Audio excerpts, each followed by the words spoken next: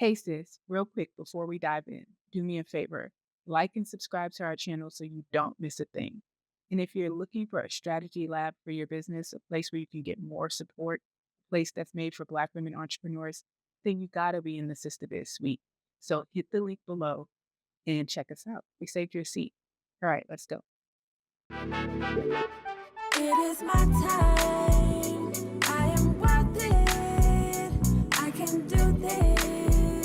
I am focused. Hey sis, hey, it's your girl Coach Kate here with Sistahbiz, and this is our series on people.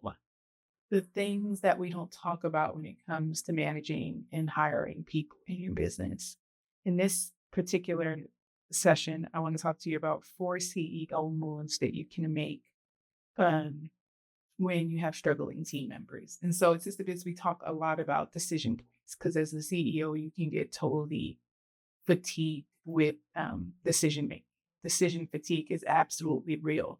And so hopefully sometimes you'll find in these videos that will be supporting you and helping you with thinking about key decisions that you have to make in your business and helping you with that decision fatigue by helping you think through which way to go so that you can be more strategic and you can have more support as you make really big decisions about the business. And so one of those big decisions is, I got a struggling team member. What do I do?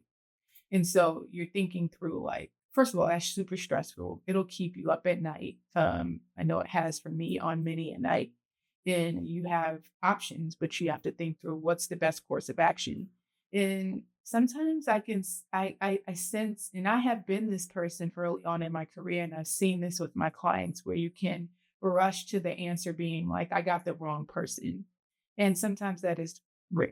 Sometimes that's the case, but sometimes there's more to the discussion than that, and you want to think through it. So I want to give you like 4 different things to consider and think through when someone is struggling on your team in terms of options that you have.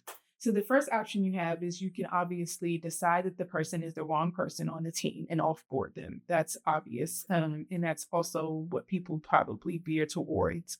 Sometimes too soon, sometimes too late. Because I honestly can say it's just as harmful to like delay the inevitable, and it can hurt the business if you don't offboard someone who doesn't belong on a team. It's also not helpful to them. You want people to be in jobs and in careers and in positions and working on projects where they are becoming their best selves. They are able to tap into their greatest talents and gifts. And so when you are holding them in a place or they are holding themselves in a place where they don't belong, where they're not effective, where it's not a good fit, you're only delaying their ability to find where they do belong, as well as for you to find the person that's supposed to be in that seat. And so if that's the case, offboarding them is the option, for you to really take seriously and do expeditiously. And what I mean by that is once you've done all the due diligence to make sure that you're sure it's not the right person, like don't delay. Um, and offboarding is not failure. It's basically an alignment correction. It's a fit correction. Like you want to make sure that you are bringing on folks on your team that belong on your team, and that there's alignment there, and that they're a good fit, and that there's reciprocity in what's happening in that transaction and in that relationship. They're getting paid and they're getting fulfillment. The business is benefiting and generating an ROI. That's not happening, and you fix it. That's actually a strong CEO and a wise CEO decision to make. And so make sure you do that. Just make sure when you're offboarding, you document all the issues.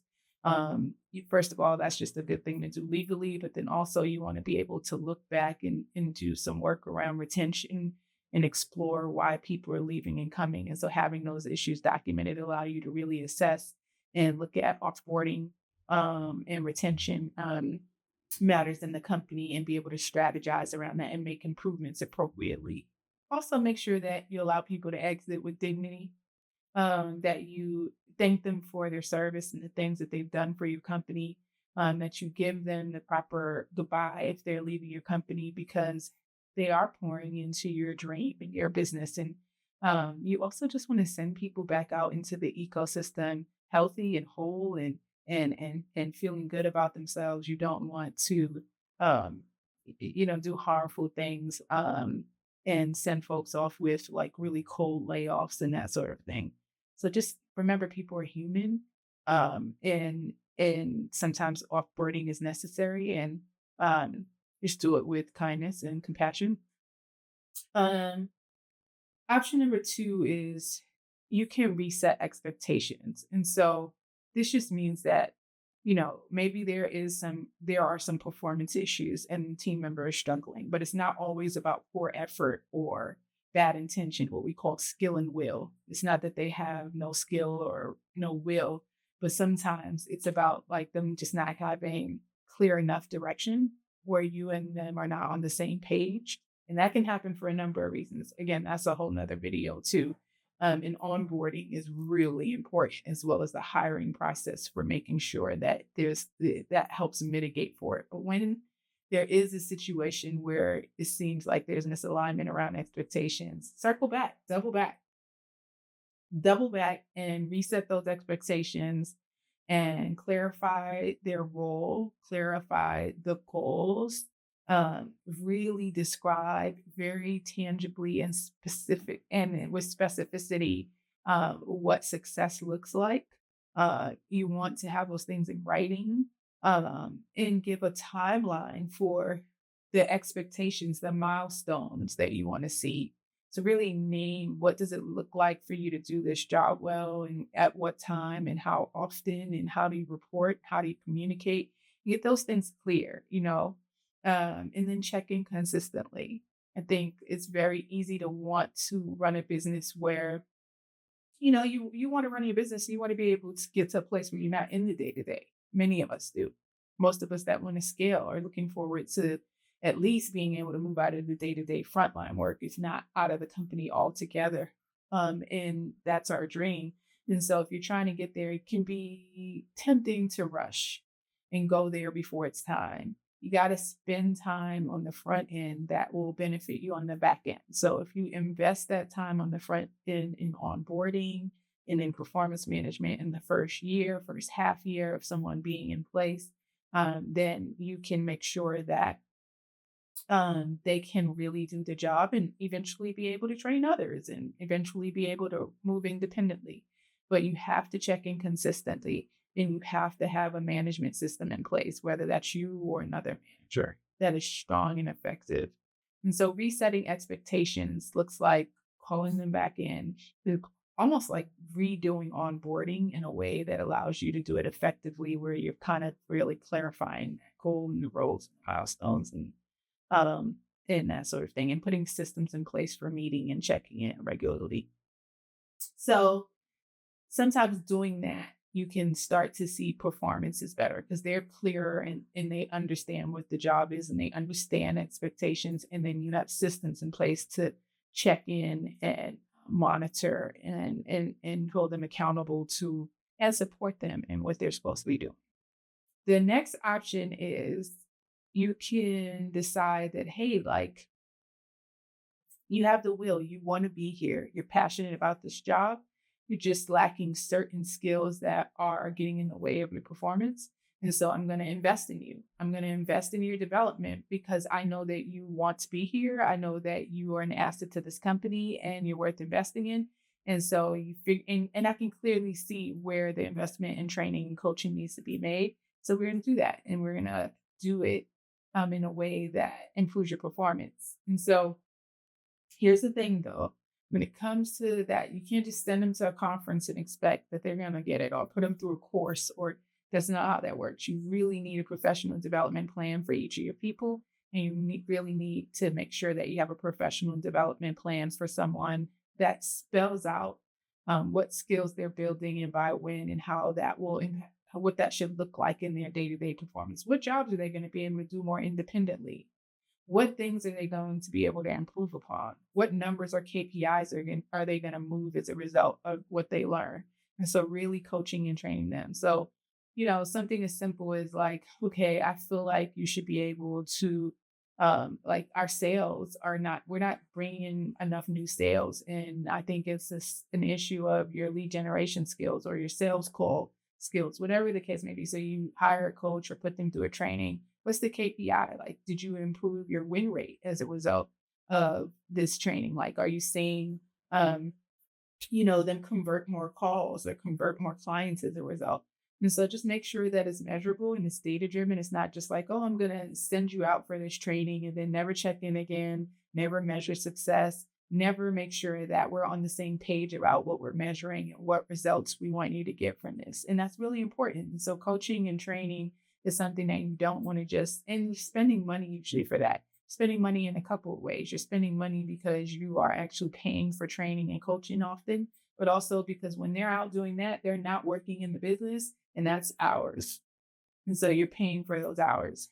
Somebody has to do that work while they're gone, or either there's work that's not getting done and delayed. And so you have to remember that it's not something to take lightly when you are investing in professional development for your team. You want to be very strategic and very structured and very, very data driven. And also just provide that emotional support. Make sure you're tending to your team's, socio-emotional needs as you think through that, because some of the trainings might be hard. Learning new skills can be difficult and intimidating, and provide space for that, and be understanding around that and check in on that. Okay, so the final option that I want to talk about for like some different decisions or moves you can make if someone is struggling on your team is to shift scope. And so what I mean by that is sometimes you have a really great person on your team, but they're in the wrong seat or in the wrong lane in the business. And so you let them go and you just let go. By the way, you pay for every person you bring on. You're paying for recruitment. You're paying for that onboarding period. And so letting someone go, there's a loss of money there when you have to go back in and bring someone else in. So before you let someone go or also board someone, you want to make sure you're really clear that there's no other option around getting them to high performance, because you now invested in bringing this person in. You want to do everything you can to set them up for success, to set the business up for success, and to make sure that it can work. When you're thinking about that, sometimes it's about, this person is, they're bringing the values that we have. They're passionate about the mission. They have great skills. They just can't do this job, and they shouldn't be in this job. And so that's really a you thing, in that you really want to start to learn and become better at putting people in the right seat on the bus. So you get the right people on the bus, but then are they in the right seat? Super important to learn and study and really analyze and be aware of. Like, do I have this person in the right place? Because sometimes you'll find that you bring somebody on and they're horrible at one job, and then they are just killing it, really serving the business in other ways. And so where else could they be if they can't be in that role? Should they still be here, but move to the right seat? You want to use that one, that particular option. You want to make sure that you're doing it strategically and it's not just a rescue plan. What I mean by that is sometimes it can be tempting to say, like, to avoid offboarding or to avoid moving someone who doesn't belong on your team or is a misfit. To avoid that, you want to figure out somewhere else to move them just because you don't want to let them go. And that is not what I'm talking about. That's not the move. The move is like, this person has really sharp skills and something to offer this team. Are they in the right position? If they are not, what position is their position where they can actually bring a return on investment to the company, where they can actually support our goals, and support the growth of this company? You really got to ask yourself that question and not just move them somewhere where they're tolerable, or move them somewhere where they are not making a mess. And that's not what you're supposed to. And again, going back to like, that's not honoring them any more than it is honoring you or the business. You want people to be someplace where they're fulfilled and they're having an amazing impact where, and being a blessing where they are with what they're offering and with their skills. And you also don't want to get into this place where like you shrink their responsibilities in order to, match their strengths. So maybe they can't do the full job. And so you kind of narrow the scope. That's not what I'm talking about either. So you don't want to like shrink the job or shortchange the job to make it work around them and their shortcomings. Absolutely not. Knock it off if that's what you're doing. Knock it off. What you want to do is you want to make sure that you really assess people's skill sets and understand what the job needs and match them appropriately. But it really does start with what does this job need in order for this company to grow? This job needs to be done, and who can do it most effectively, and move folks around in that way. And so I used to have a job where that was and this happens in a lot of large institutions, large organizations, government agencies, or big nonprofit organizations, where when someone they have enough of a budget and a big enough monstrous HR structure and cash flow and payroll to where when people aren't doing their job, just moving somewhere where they can't do damage. You don't have that luxury. And don't start that trend, because when you get whatever you do when you're small, you're going to do when you're big. So don't even start that whole process, or that whole way of thinking and way of moving in your business. So yeah, those are the four CEO moves you can sort through, consider, analyze when you're thinking about how you support struggling team members. You can either offboard them, you can reset those expectations and kind of go back to the drawing board and get clear with them. You can coach or train and invest in them, their skill building, and you can shift scope or get them in the right seat on the bus. I hope these tools are helpful. Make sure you check out the other videos in this series if you're in this space in your business where you are hiring, managing a team, and it's stressful or confusing or lots of decisions and tough calls to make.